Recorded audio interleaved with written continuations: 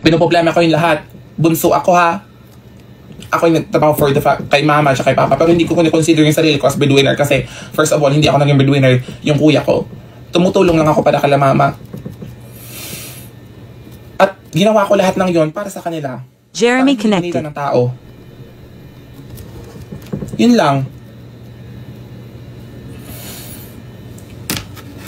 Tama na to. Pasensya na QD sa lahat ng nagawa ko. Sorry kung mga yung ganun yung naging actions ko before.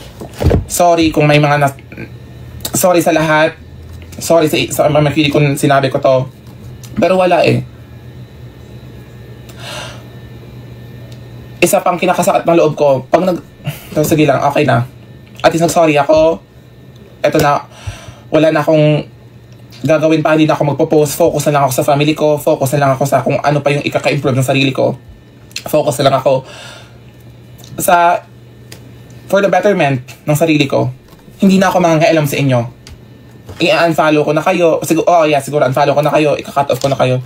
Yun lang, yung pwede kong gawin. So, yun. Pasensya kung umabot tayo sa ganito. Pasensya kung nagkasama tayo ng loob. Kasi hindi ko naman tuminish lahat eh. Naging okay tayong dalawa, okay tayong lahat. Hindi ko alam ba't umabot sa ganito, pero humihingi ako ng pasensya. Humihingi ako ng tawad. Bukal sa puso ko, humihingi ako ng tawad. Sa lahat ng nagawa ko. Sa lahat ng kay mamehera. Sa lahat ng taong napakal ko, sorry. Pero doesn't mean na nagawa ko yun, hindi na ako pwede mag-grow.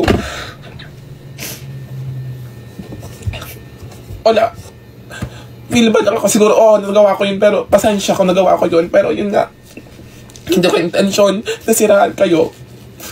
Hindi pumasok sa utak ko na siraan ka, QD. Never pumasok sa utak ko yan.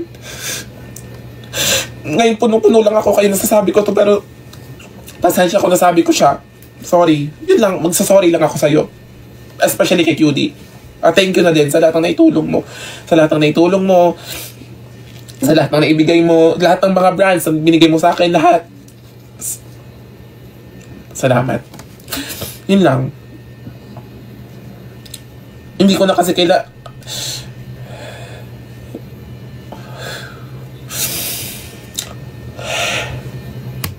Salamat.